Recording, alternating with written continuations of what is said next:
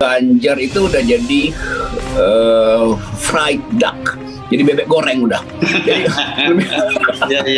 Iya.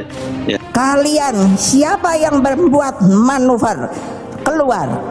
Karena apa? Tidak ada di dalam PDI Perjuangan itu yang namanya main dua kaki, main tiga kaki, melakukan manuver. Gaya PDIP untuk mengunci Ganjar Pranowo.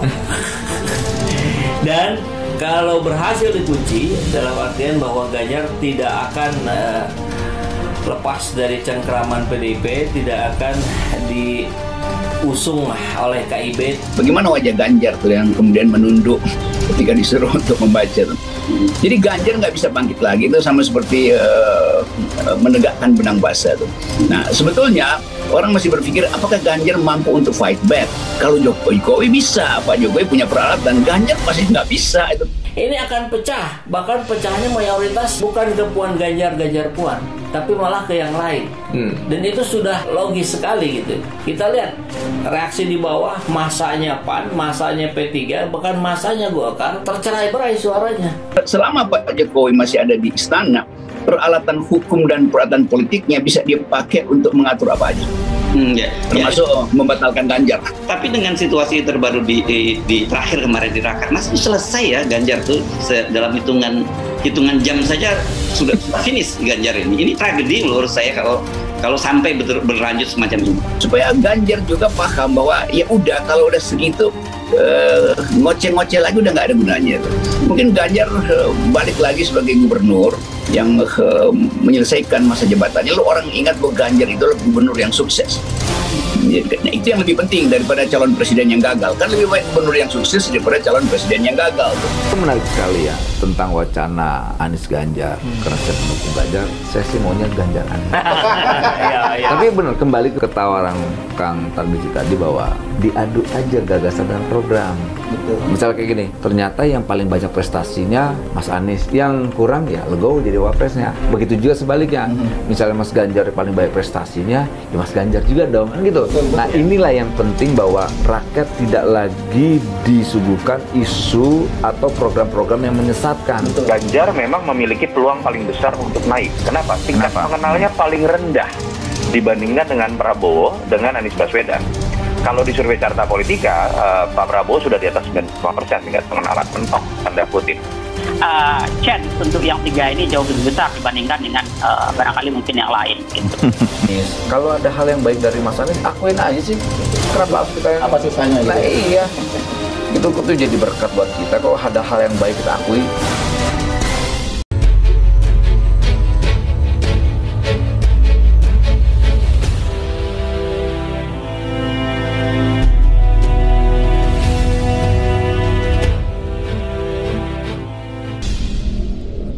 Kicauan pegiat media sosial Ruhut Sitompul dinilai tidak etis karena mengaitkan wafatnya budayawan Betawi Ridwan Saidi atau Babe Saidi dengan pendukung Anies Baswedan.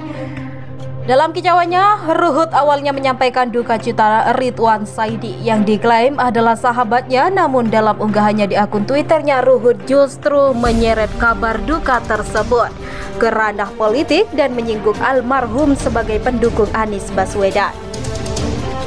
Meski tidak etis, DPP Partai Nasdem yang menjadi partai pengusung Anies Baswedan sebagai bakal capres pemilu 2024 tak mau menanggapi kicauan Ruhut secara serius. Ketua Bapilu DPP Partai Nasdem Effendi Hoiri atau akrab disapa Hok Gus Coy menegaskan bahwa pihaknya memilih untuk tidak mau terpancing dengan narasi tidak etis Ruhut, nggak usah ditanggapi. Demikian tegasnya kepada kantor berita politik RMOR beberapa saat lalu di Jakarta pada Selasa 27 Desember. Ruhut berkicau dalam akun Twitter pribadinya bahwa dirinya mengucapkan selamat jalan kepada Ridwan Saidi yang diklaim adalah sahabatnya dan telah tutup usia beberapa waktu lalu. Namun dalam kicauannya tersebut, Ruhut menyebut bahwa Ridwan Saidi merupakan pendukung salah satu bakal calon presiden sehingga ia bersyukur akhirnya satu pendukung Anies Baswedan meninggal dunia. Selamat jalan sahabatku, Bang RS akhirnya bakal calon presiden, gak benar pendukungnya satu persatu dipanggil yang maha kuasa Tuhan, demikian Gus Timboten Sare. Demikian Merdeka, tulis Ruhut.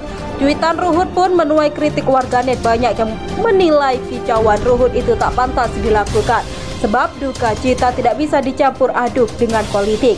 Parah banget, udah meninggal masih aja dibawa-bawa ke politik. Gak ada nuraninya sama sekali si Ruhut ini. Demikian tulis @farhan dalam kolom komentar. Gila lo Ruhut, saat ada duka kau masih nyinyir kelewat batas. Nanti saat kau mati, kami akan hajatan karena hama dan sampah demokrasi untuk masuk neraka. Demikian sambung netizen lainnya @hakam. Budayawan Betawi Ridwan Saidi atau pria yang akrab disapa Babe Saidi ini wafat di Rumah Sakit Pondok Indah, Bintaro, Tangerang di selatan pada Minggu 25 Desember pukul 8:35 WIB.